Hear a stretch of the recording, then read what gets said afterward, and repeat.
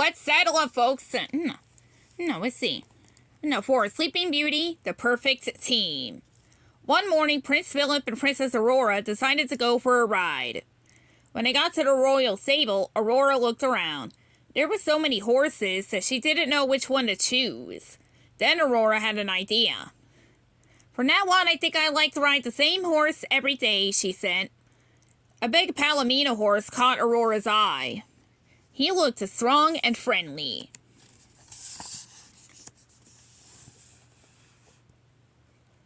The groom brought the horse out to the ring and put him through his paces. The horse marched around as confidently as if he were the king himself. He was amazing. The groom saddled the horse and helped Aurora up. Aurora mounted the horse and immediately knew this was the horse for her. She hugged it tightly and was eager to ride. Then Aurora rode him, and she liked the horse even more. "No, what's his name?" she asked the groom. "We call him Brutus, Your Highness," the groom replied. That would not do. Brutus sounded fierce and mean, so Aurora gave her horse a new name that was as nice as he was. Buttercup. Aurora rode Buttercup all around the castle grounds. When a carriage rumbled past, he stood at attention. When Aurora asked him to jump a stone wall, he cleared it effortlessly. Aurora was thrilled. She had found the perfect horse.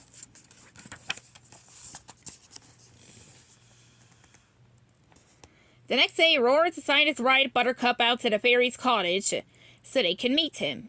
Prince Philip wanted to saddle up his horse, Samson, to join her.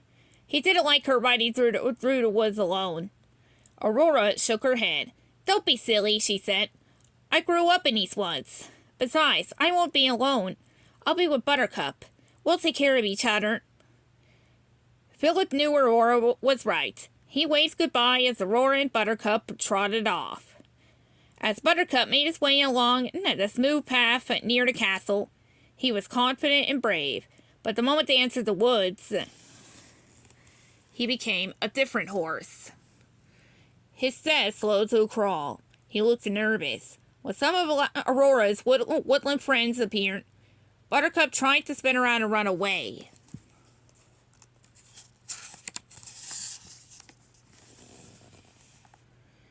"There's nothing to be frightened of," Aurora said gently, trying to calm her nervous horse.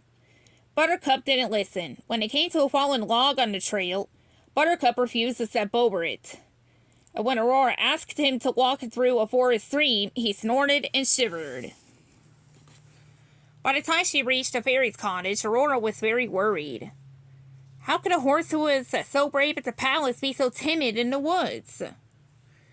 Flora, Fauna, and Merryweather oohed and awed when they saw Aurora's new horse. "He's beautiful, dear," Fauna said. Aurora sighed. "Buttercup was beautiful. I just wish he weren't so afraid," she said sadly. "I'm sure it will be all right," Flora said, smiling. "You'll just need to be patient with him. That's all."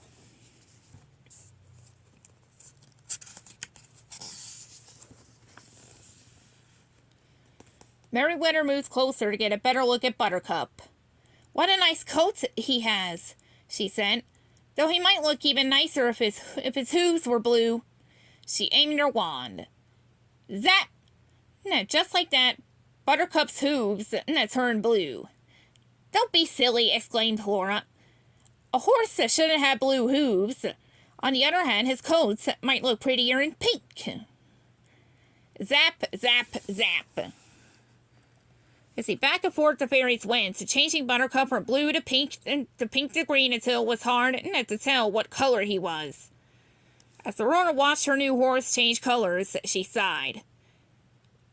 That didn't seem to frighten him, but a stray leaf fluttering down was as scary as a horse-eating dragon to Buttercup.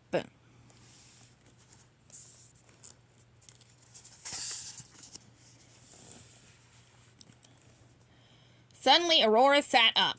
That's it, she realized. As a palace horse, Buttercup was used to people, carriages, and smooth paths. But he had been never so deep in the forest before. He wasn't used to other animals, thick branches, rivers, and new noises. No wonder everything scared him. Aurora didn't want to give up on Buttercup. She decided to help him get over his fear. But first, she had to get him back to the castle. Aurora said goodbye to the fairies and began riding home. She did her best to ignore the way Buttercup jumped at every noise. Helping him be brave was going to be hard. How would she teach him?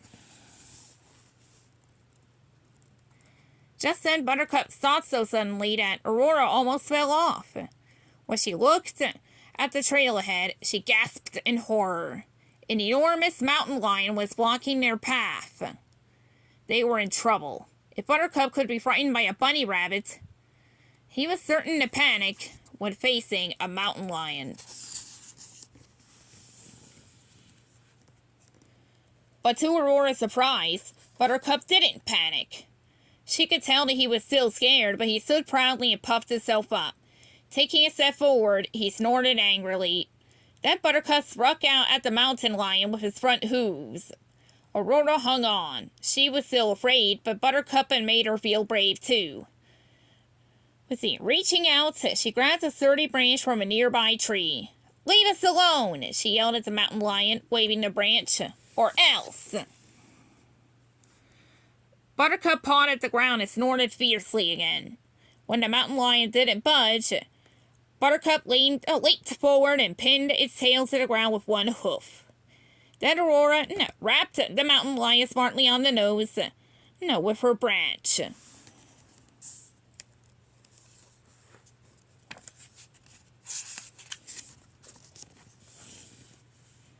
The mountain lion didn't like that at all.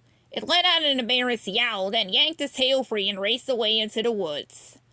Aurora was pleased with herself and her horse. Buttercup had been brave when it counted the most. As the pair neared the edge of the forest, soon butterflies fluttered past them. Buttercup's eyes went wide and he jumped in terror. But this time Aurora just smiled. "You helped me feel brave," she said. "Now I want to help you get past your fear of the forest." She gently stroked the horse's neck and talked to him in a soft voice. A butterfly fluttered closer and closer, finally landed right on Buttercup's nose.